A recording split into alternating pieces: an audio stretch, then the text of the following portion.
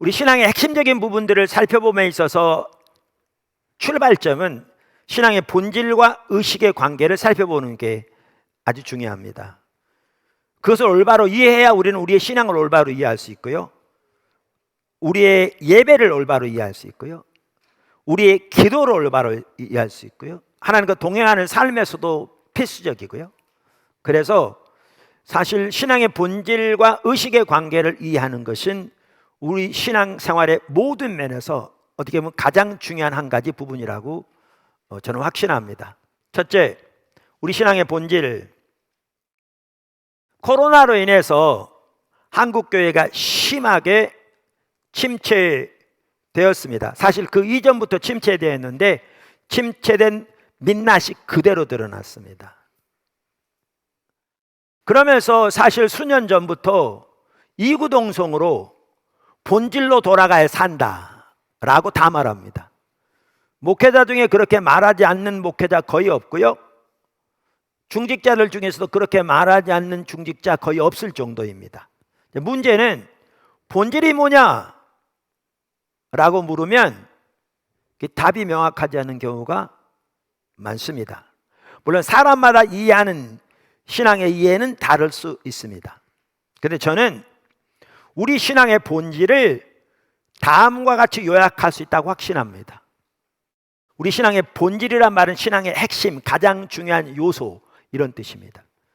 두 가지 면을 가지고 있는데요, 하나는 하나님과 친밀한 교제입니다. 하나님과 친밀한 교제라는 말은 하나님을 아는 것, 그리고 우리의 존재를 다해 하나님을 사랑하는 것을 말하고요, 그 다음에 우리 신앙의 본질의 또 한 가지 요소는 하나님의 행하심을 보고 우리의 온 삶으로 동참하는 것입니다. 이 삶을 살기 위해 전적인 순종과 온전한 신뢰가 필수입니다. 자, 그러면 이렇게 물을 수 있습니다. 어떤 성경적인 근거를 가지고 이렇게 말하느냐? 우리는 성경적인 근거를 가지고 얘기해야 되잖아요. 저는 성경 전체가 이 부분을 말하고 있다고 확신하는데 그 중에 대표적으로 몇 구절만 보면 다음과 같습니다. 그 한 구절은 요한일서 1장 3절입니다. 요한일서 1장 3절. 오늘 성경 구절을 많이 볼 거거든요. 그러니까 잘 보시면 좋겠습니다. 우리가 보고 들은 바를 너희에게도 전함은. 자, 우리가 보고 들은 바 그랬는데 여기에 보고 들은 바란 말은 바로 그 윗절을 보면 압니다. 그러니까 1절에 보면 이렇게 말했어요. 사도 요한이 태초부터 있는 생명의 말씀에 관하여는 우리가 들은 바요, 눈으로 본 바요, 자세히 보고 우리 손으로 만진 바라. 이 생명이 나타내신 바 된지라. 이 영원한 생명을 우리가 보았고 증언하여 너희에게 전하노니 이는 아버지와 함께 계시다가 우리에게 나타내신 바 된 이신이라.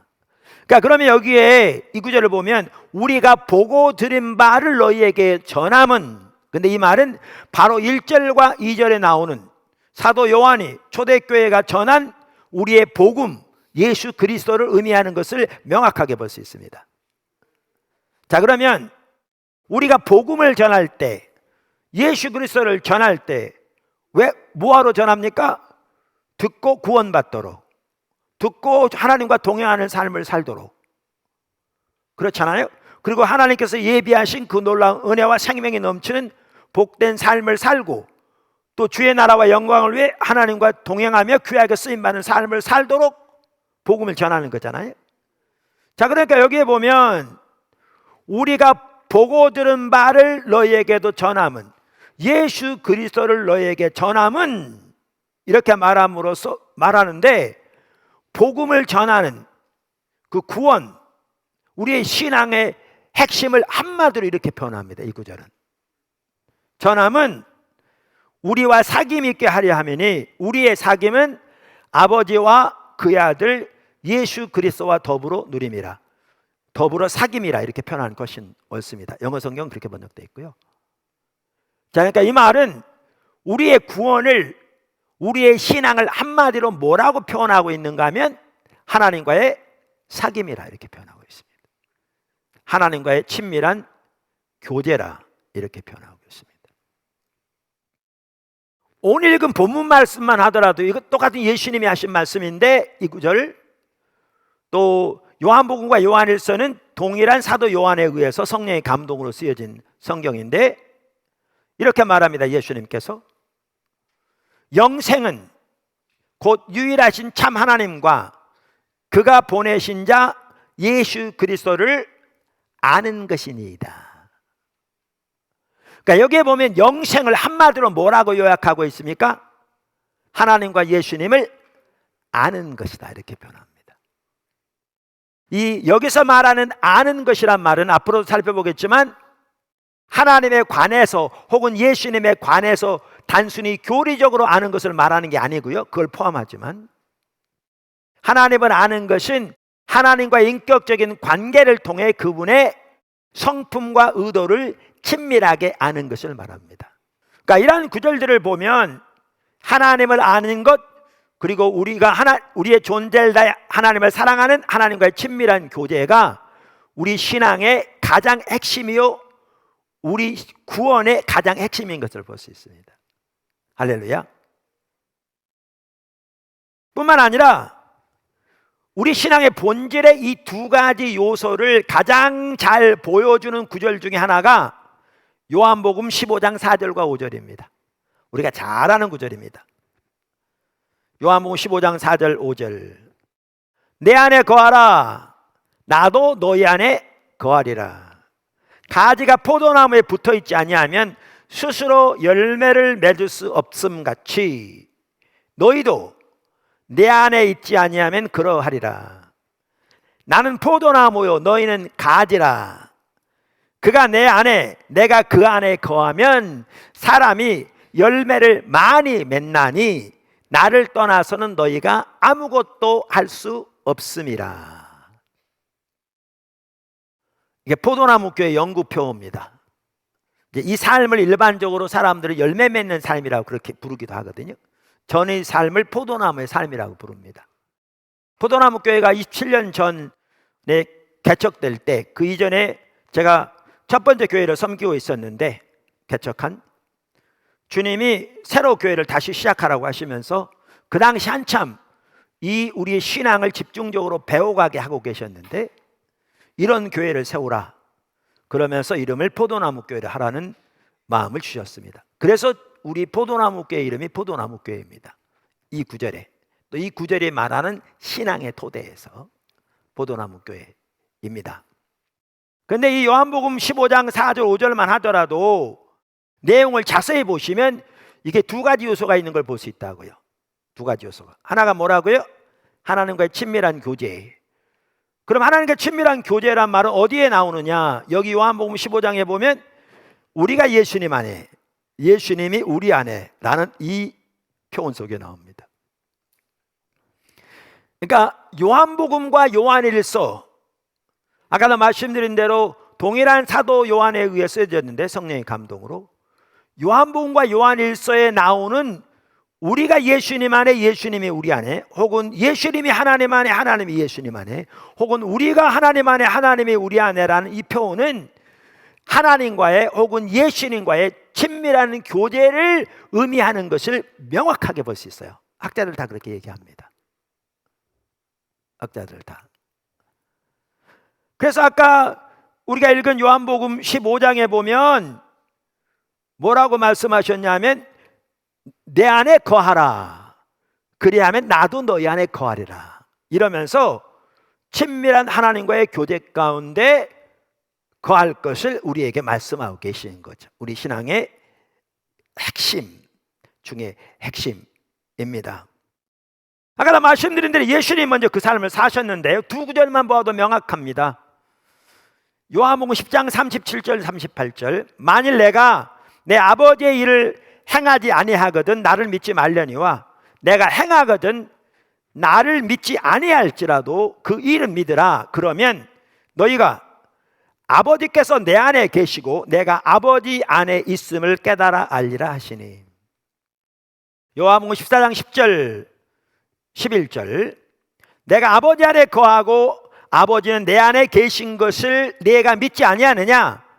내가 너희에게 이르는 말은 스스로 하는 것이 아니라 아버지께서 내 안에 계셔서 그의 일을 하시는 것이라.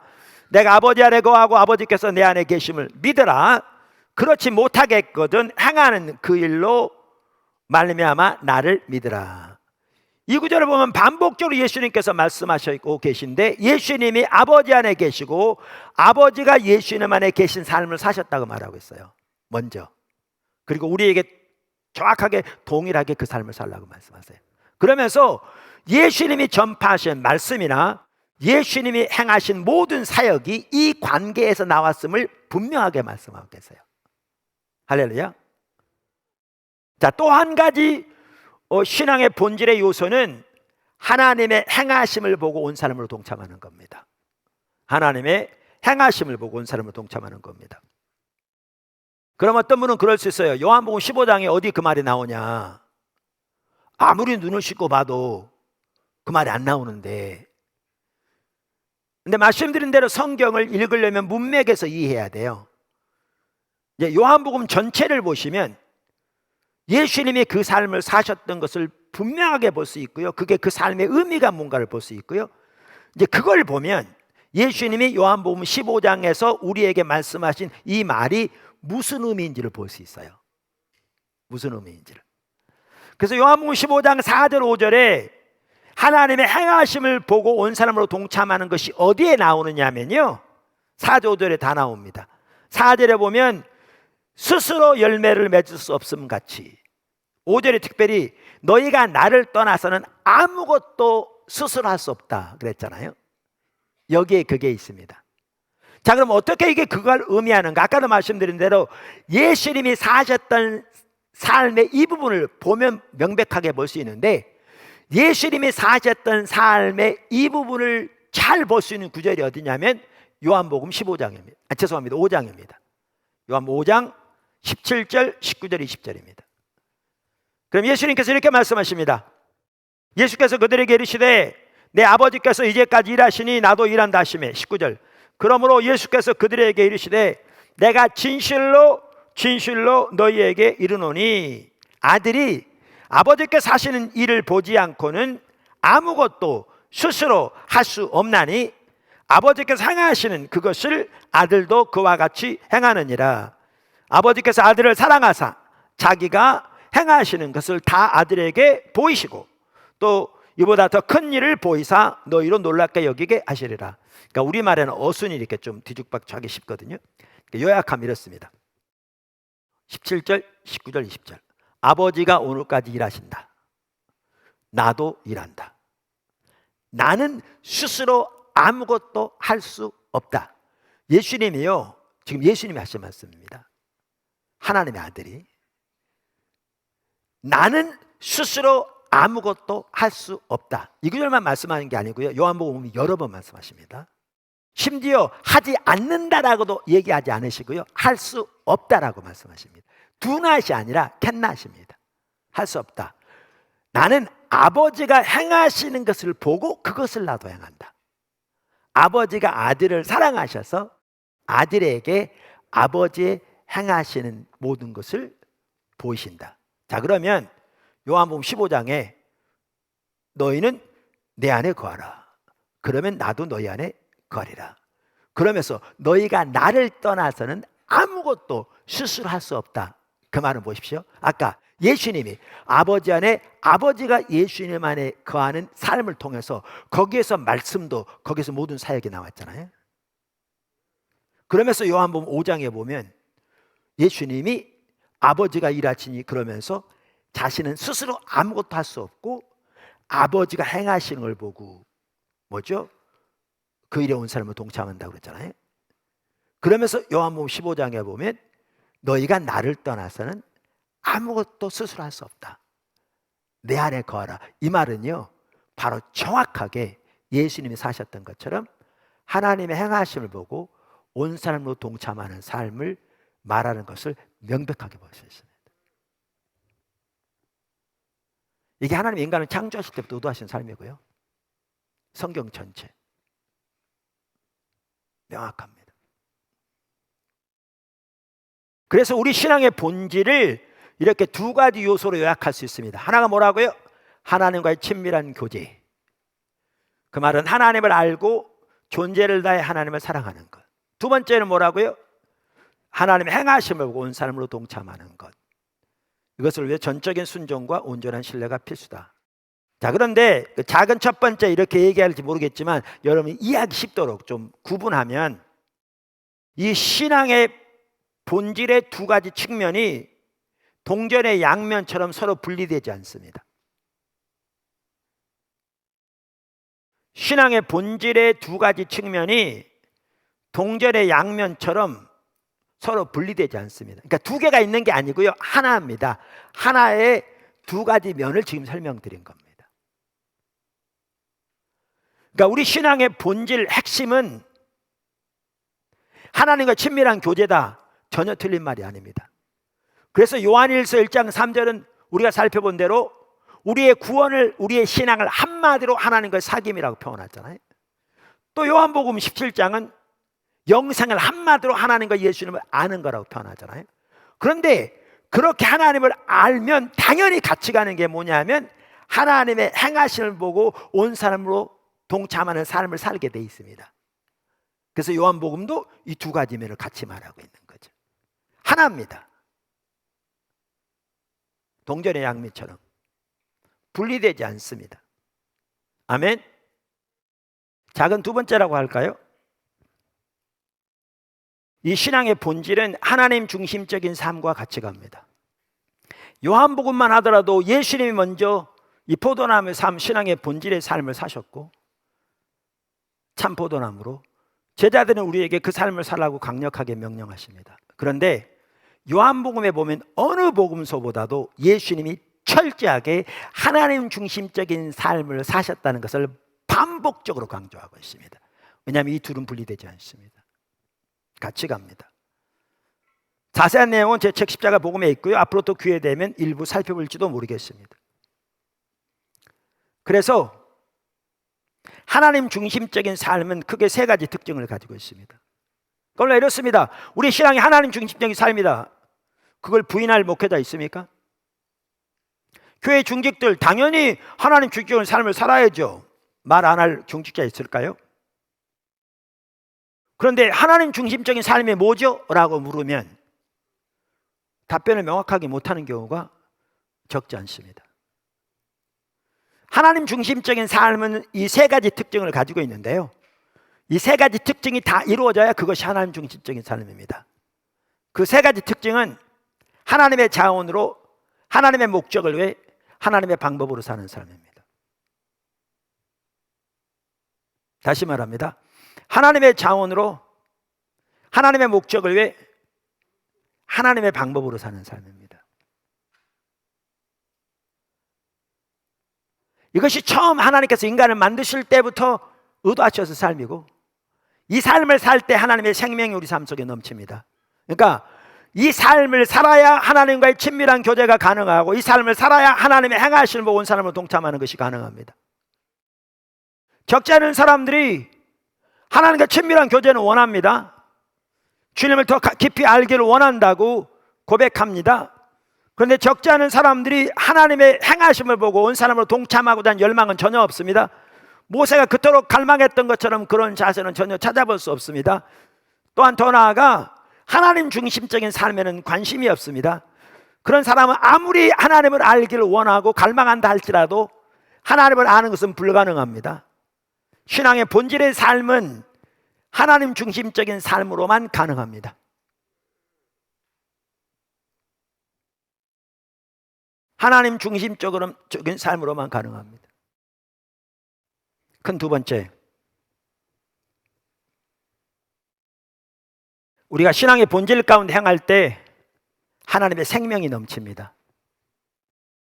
구약 성경에서 신앙의 본질에 대해서, 그리고 제가 나누는 이 부분에 대해서 아주 잘 말해주는 구절 중에 하나가 신명기 30장 15절에서 20절입니다.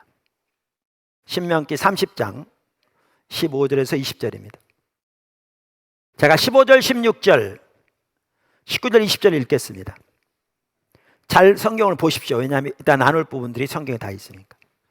보라, 내가 오늘 생명과 복과 사망과 화를 내 앞에 두었나니 곧 내가 오늘 내게 명령하여 내 하나님 여호와를 사랑하고 그 모든 길로 행하며 그의 명령과 규례와 법도를 지키라 하는 것이라. 그리하면 내가 생존하며 번성할 것이요 또 내 하나님 여호와께서 내가 가서 차지할 땅에서 내게 복을 주실 것임이니라. 19절, 내가 오늘 하늘과 땅을 불러 너희에게 증거를 삼노라. 내가 생명과 사망과 복과 저주를 내 앞에 두었은즉 너와 내 자손이 살기 위하여 생명을 택하고 내 하나님 여호와를 사랑하고 그의 말씀을 청종하며 또 그를 의지하라. 그는 내 생명이시요 내 장수이시니 여호와께서 내 조상 아브라함과 이삭과 야곱에게 주리라고 맹세하신 땅에 내가 거주하리라. 우선 이 구절의 중요성을 먼저 좀 설명하겠습니다. 신명기는 두 번째 율법이란 뜻입니다. 그러니까 이스라엘 백성들이 40년 동안 광야 생활하고요, 모세 인도를 따라 요단강 맞은편까지 왔을 때 하나님께서 모세는 가나안 땅에 들이지 않겠다고 말씀하셨습니다. 아시겠지만 여호수아를 통해서 가나안 땅을 차지하게 할 텐데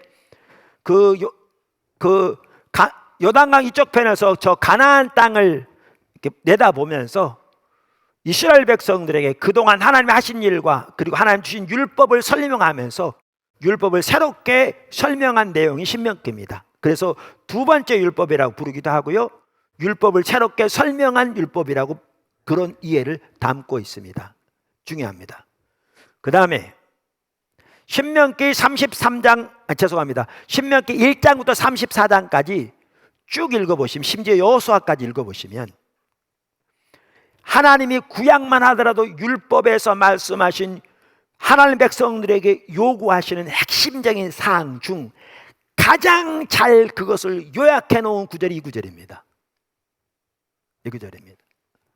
실제로 다음 주에 아마 볼 것 같은데, 그래서 구약 성경도 이 구절을 하나님께서 이스라엘 백성들이 애굽에서 이스라엘 백성들을 건져낼 때 그들에게 명령하신 가장 주된 명령이라고 실제로 성경은 말하고 있습니다. 다음 주에 보여드릴 겁니다. 그래서 여기에 나온 이 구절은 율법 전체를 가장 잘 통합하고 있는 구절이기도 하고요, 그러면서 우리의 신앙의 본질을 구약적인 관점에서 아주 잘 말해주고 있는 구절입니다. 이 구절이 아주 잘 말하고 있는 구절입니다. 사실 이 구절만 하더라도 과거에 한 주일날 한 번 살펴본 적이 있습니다. 오래되긴 했지만. 자, 그러면 여기에 보면 이제 이런 내용들이 있습니다. 하나님이 이스라엘 백성들 앞에, 여기 이제 우리도 포함됩니다, 우리 앞에 한쪽에는 생명과 복, 다른 쪽에는 사망과 화 혹은 사망과 저주를 두셨다, 이렇게 말합니다.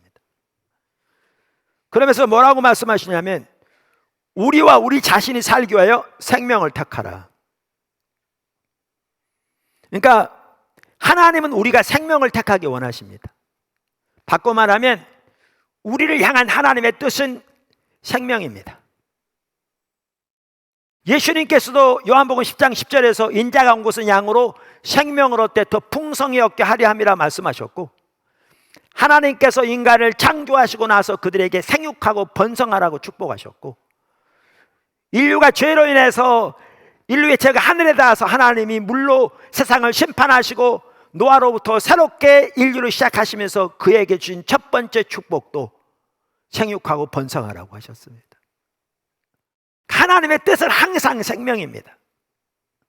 오늘날 심지어 예수 믿는 사람들 중에서도 자기가 하나님을 떠나 있기 때문에 하나님의 생명의 역사가 자기 삶 속에 함께하는 대신에 오히려 하나님의 심판의 열매들이, 여기 말한 화, 저주라고 표현된 함께하는 그러한 상태에 있음을 전혀 인식하지 못하고 나름대로 하나님 문제 해결달라고 기도해보고 금식도 해보고 헌금도 좀 해보고 봉사도 해봤는데 자기 원하는 거 해주지 않는다고, 하나님은 모진 분이고 심지어 그분이 창조일 줄 몰라도 너무나 좀 난폭한까지는 아니지만 전혀 우리를 사랑하지 않는 그런 분으로 인식하는 그러한 상처가 있는 사람들이 꽤 있습니다. 그거요, 사탄의 상처입니다. 하나님 뜻은 항상 생명입니다. 그러면서 여기 보면 중요한 말이 나옵니다. 하나님이 우리의 생명이시다라는 거죠. 20절에 그래서 이렇게 말합니다. 아까 읽은 그는, 여기 그는 하나님을 가리키죠. 내 생명이시요 내 장수이시니. 그러니까 하나님이 생명을 택하라 그래 놓고서 바로 하신 말씀이 뭐냐면 내가 네 생명이다 이렇게 말씀하시는 거죠. 그러니까 여기 보면 우리에게 생명을 택하라는 말은 다른 말로 무슨 말이냐면 하나님을 택하라는 말입니다. 왜? 하나님이 우리의 생명이시니까. 그러면서 내 장수시다, 이 말이 무슨 말인지 압니까? 여기 하나님을 택하는 길이 나오는데 이제 가나안 정복을 앞두고 이스라엘 백성들에게도 너희가 이 하나님을 택하는 이 길을 따라 하나님을 택하는 삶을 살면 내가 너희의 장수이기 때문에 너희 민족의 생명이 길리라, 그 말입니다. 실제로 우리가 잘 알듯이 생명 되시고 장수 되시는 하나님을 떠났을 때 그들은 원수들에 의해 그 나라가 멸망하고 거기서 쫓겨났습니다.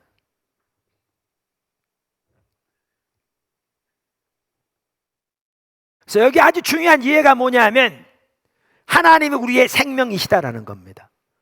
예수님께서도 신약 성경에 요한복음 14장 8절인가요? 내가 곧 길이요 진리이요 생명이다 이렇게 말씀하셨습니다. 그러면서 이 구절에 보면 하나님을 택하는 길이 나옵니다. 그러니까 생명을 택하라 그러는데 그 말은 다른 말로 하나님을 택하라는 말인데 어떻게 하는 것이 하나님을 택하는 길인가? 이게 신앙의 본질을 가장 잘 요약해 놓은 거죠. 구약적인 관점에서 5가지가 나옵니다. 16절에 3가지가 나오고 20절에 3가지가 나오는데요, 하나는 겹쳐 있기 때문에 5가지입니다. 근데 이 5가지가 전체는 아닙니다. 아까 제가 말씀드린 대로 신명기에 보면 하나님이 우리에게 요구하시는 핵심적인 내용들이 쭉쭉 나오는데 그걸 가장 잘 요약해 놓은 구절이 이 구절이라고요. 그 대표적인 구절들이 여기 나옵니다. 5가지로 제가 그 5가지를 간단히 설명하겠습니다. 그러면 우리 신앙의 본질이 무엇인가도 명확하게 여기서도 볼 수 있습니다. 첫 번째, 하나님과 친밀한 교제입니다. 그 5가지는 이렇게 이렇습니다. 하나님과 친밀한 교제, 하나님을 존재를 다해 사랑하는 것, 하나님의 말씀을 지키는 것, 하나님의 길로 향하는 것, 하나님의 목소리를 청정하는 것. 여기 스크린에 나온 것처럼 첫째는 하나님과 친밀한 교제입니다. 어떤 분은 그렇게 말할 수 있습니다. 그 구절 어디에 하나님과 친밀한 교제라는 말이 나오느냐? 아무리 눈을 씻고 봐도 없다. 거기 나옵니다. 20절에 나옵니다. 하나님을 택하라고 하시면서 제일 마지막에 뭐라고 말씀하시냐면 또 그를 의지하라 이렇게 나옵니다. 우리말 성경에 그를 의지하라 이렇게 나오는데 개역 개정 한글에 왜 그렇게 번역했는지 전혀 모르겠습니다. 제가 번역한 사람이 아니니까. 올해 개역 한글에는 이게 뭐라고 나와 있었냐면 그에게 부종하라 이렇게 돼 있었습니다. 여기 부종하다란 말은요, 우리말로 표현하면 하나님께 착 달라붙어 있으라 그 말입니다. 그러니까 친밀한 교제를 말합니다. 착 달라붙어 있으라, 친밀한 교제를 말합니다. 그래서 이 구절에 대해서 페트라 주석은 이렇게 말합니다. 그에게 부종하라에 대해서 말하면서 원어 베다크는 누구누구에게 매달리다, 누구누구에게 착 달라붙다는 뜻이다. 이 말은 남녀 간의 완전한 결합을 나타낼 때에도 사용되었는데 창세기 2장 24절 여기서는 하나님과의 긴밀한 교제를 가리킨다. 창세기 2장 24절에 보면 이러므로 남자가 부모를 떠나 그의 아내와 합하여, 이 합하여라는 단어가 다바크입니다. 합하여 둘이 한 몸을 이룰지니라. 부부 사이에 착 달라붙어 있어서 친밀한 교제를 말합니다. 두 번째, 하나님을 존재를 다해 사랑하는 것. 사실 이게 가장 관건입니다. 아까 하나님을 택하는 길에 대해서 말하면서 16절에 3개, 20절에 3개가 나오는데 2번 다 반복돼 나오는 게 있습니다. 그 말은 주 너의 하나님을 사랑하라는 말입니다. 그 근데 반복돼 나올 뿐만 아니라 두 번 다 가장 먼저 나옵니다. 이 말은 그만큼 이것이 가장 중요하다는 말입니다. 그래서 여기에 주 너의 하나님을 사랑하라는 말은 동일한 신명기 6장에 나오는, 우리가 쉐마라고 부르는 4절과 5절에 나오는 그 내용을 의미합니다. 이스라엘아 들으라, 우리 하나님 여호와는 오직 유일하신 여호와이시니 너는 마음을 다하고 뜻을 다하고 힘을 다하여 내 하나님 여호와를 사랑하라. 그러니까 우리의 존재를 다해 하나님을 사랑하는 것이 가장 관건이고 가장 핵심입니다. 그래서 여기도 두 번 다 나오고 두 번 다 가장 먼저 나옵니다. 사실 이 부분이 안 되면 어느 것 하나 가능하지 않습니다. 하나님을 우리의 존재를 다해 사랑하는 것, 그게 없으면 우리가 살펴볼 하나님의 말씀을 따라 지키는 것도 가능하지 않고요. 우리가 여기서 신앙의 본질이라고 말하는 이 요소들 어느 것 하나 가능하지 않습니다. 가능하지 않습니다. 그 다음에 세 번째 여기 보면 하나님을 택하는 길, 핵심, 하나님의 말씀을 지키는 것입니다. 16절, 그의 명령과 규례와 법도를 지키려 하는 것이라. 하나님 택하는 길을 말하면서 여기 명령, 법도, 규례 모두 하나님의 말씀을 의미하는 단어입니다. 그래서 페트라 주석도 이렇게 말합니다. 사실상 모두 동의어로서 반드시 지켜야 할 하나님의 말씀에 대한 다양한 표현이다. 4장 1절, 5장 31절 등을 보라. 시편 119편 전체가 성경에 대한 시편인데 거기에 보면 하나님의 말씀을 다양한 용어로 표현하는데 거기서 표현된 용어들 중에 많은 용어들이 명령, 규례, 법도 등과 같은 용어들입니다. 그래서 이 말은 하나님의 말씀을 지키라는 것입니다. 근데 여기에 중요한 게 있습니다. 중요한 게 있습니다. 그게 뭐냐면 우리의 신앙은 하나님과 친밀한 교제 가운데 그분과 착 달라붙어 있는 가운데 그분을 우리의 존재를 다해 사랑하면서 하나님의 말씀을 지키는 건데 우리 삶 속에 순종의 문제가 있다면 하나님을 사랑하는 것에 문제가 있는 겁니다. 아까도 말씀드린 대로 우리의 존재를 다해 하나님을 사랑하는 것이 먼저 안 되면 그 어느 것 하나 가능하지 않습니다. 하나님을 사랑하는 것과 순종은 분리되지 않습니다. 그래서 순종의 문제가 있다면 사랑의 문제가 있는 것이고요. 순종의 문제를 근본적으로 해결하는 길도 우리의 존재를 다해 하나님을 사랑하기를 추구하는 그것이 근본적인 해결책입니다. 신약 성경에 보면 예수님께서 이 부분을 명확하게 말씀하셨는데요. 요한복음 14장 15절 이렇게 말씀하셨습니다. 너희가 나를 사랑하면 나의 계명을 지키리라. 21절, 나의 계명을 가지고 지키는 자라야 나를 사랑하는 자니 나를 사랑하는 자는 내 아버지께 사랑을 받을 것이요 나도 그를 사랑하여 그에게 나를 나타내리라. 23절, 예수께서 대답하여 가라사대 사람이 나를 사랑하면 내 말을 지키리니 내 아버지께서 저를 사랑하실 것이요 우리가 저에게 와서 거처를 저와 함께 하리라. 24절은 그 반대로 말합니다. 그러니까 하나님의 명령을 지키는 것과 하나님을 사랑하는 것, 예수님의 명령을 지키는 것과 예수님을 사랑하는 것이 분리되지 않습니다. 그러면 뭐가 문제인가? 이 불순종의 문제 이전에 사랑의 문제가 있는 겁니다. 그는 하나님을 성경에 말하는 대로 존재를 다해 사랑하고 있지 않습니다. 그러니까 불순종의 열매로 나타나고 있는 겁니다.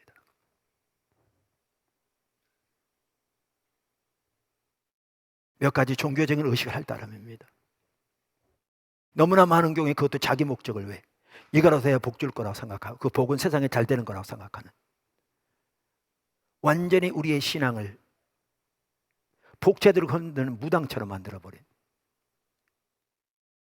마지막으로 하나님의 목소리를 청종하는 것. 우리말 성경의 20절에 그의 말씀을 청종하며 이렇게 되어 있습니다. 그게 틀린 말은 아닌데요 애매모호하게 번역되어 있습니다. 그러니까 그의 말씀에 청종하면 이렇게 돼 있으니까 많은 사람들은 그렇게 생각할 수 있습니다. 말씀 잘 지켜야지. 예, 말씀 잘 지켜야 합니다. 아까 세 번째 나왔잖아요. 그렇게 하나님의 말씀을 지키라고 나왔잖아요. 그런데 여기에 나오는 하나님의 말씀에 청종하고 그것은 그 이상입니다. 왜냐하면 원어에는 뭐라고 되어 있냐면 그분의 목소리를 청종하고 이렇게 되어 있거든요. 원어에는. 그래서 여러분 영어 성경 보시면 킹 제임스, RSV, NIV 성경, ESV 다 주요한 성경들입니다. 요즘 많이 사용하는 성경들입니다. 그 성경들에 보면 모두가 뭐라고 되어 있냐면 그의 목소리를 청종하고 이렇게 되어 있습니다. 원어대로 되어 있습니다. 그럼 그의 목소리를 청종한단 말은 무슨 뜻입니까? 그분과 인격적인 관계가 전제된 내용입니다. 하나님과 인격적인 친밀한 교제 가운데서 그분의 목적과 그분의 뜻과 의중을 발견하고 그 목소리를 청종하는, 그 하나님의 뜻에 순종하는 것을 말합니다. 그것이 포함됩니다. 특별히 신약시대는 더 말할 것도 없습니다. 신약시대는 성령의 시대입니다. 철저하게 말씀에 도대한 삶을 살되, 성경에 도대한 삶을 살되, 성령과의 친밀한 교제를 통해서 성령의 인도를 따라 성령의 능력으로 사는 것이 신약시대의 신앙생활입니다.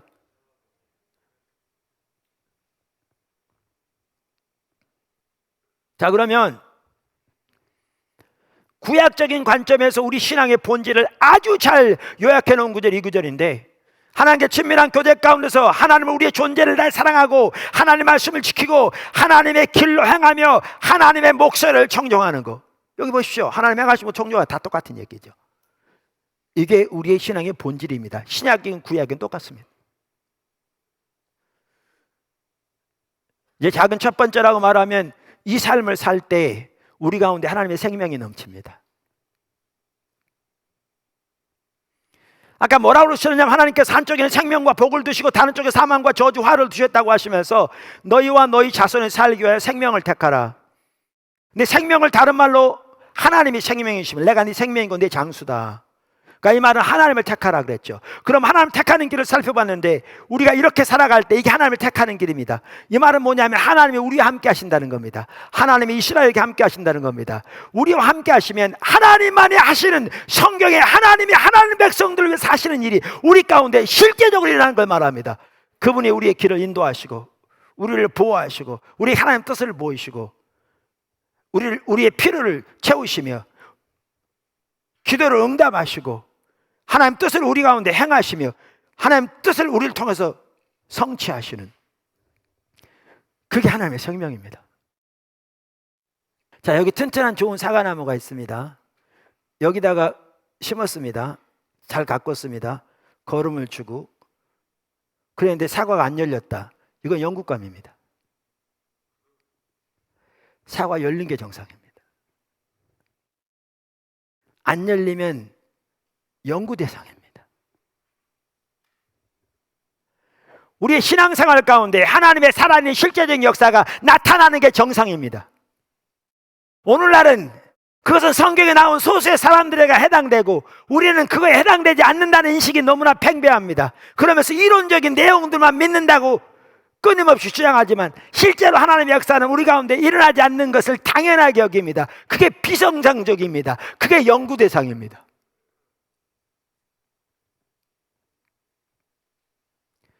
성경이 말하는 신앙의 본질 가운데 행하면 반드시 하나님의 생명이 함께하게 되어 있습니다. 정도의 차이는 있을지 몰라도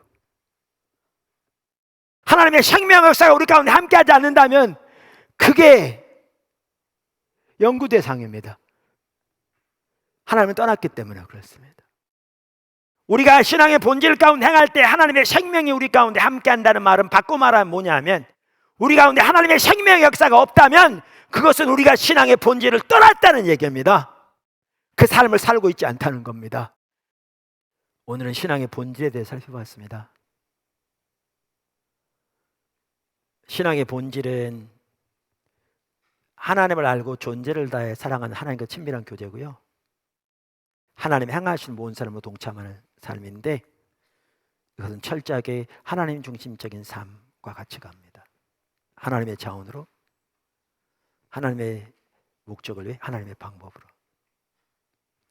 그 신약 관점에서 보면 그 하나님의 자원 중에 핵심적인 자원 중에 하나가 십자가의 능력이고요, 부활의 능력이고요, 우리 가운데 함께한 성령의 능력입니다. 그리고 복음의 능력, 말씀의 능력입니다. 이번 기회를 통해서 우리 포도나무교회 지체들이 정말 우리 자신을 다시 돌아보면서 기본으로 다시 돌아갈 수 있길 바라고, 신앙의 본질 가운데 다시 든든히 세워져서 하나님의 열매 풍성하고 생명 풍성한 교회로 더욱더 세워지기를, 그리고 하나님 나라와 영광을 위해 귀하게 쓰임받는 자리로 세워지기를 주님으로 축원합니다.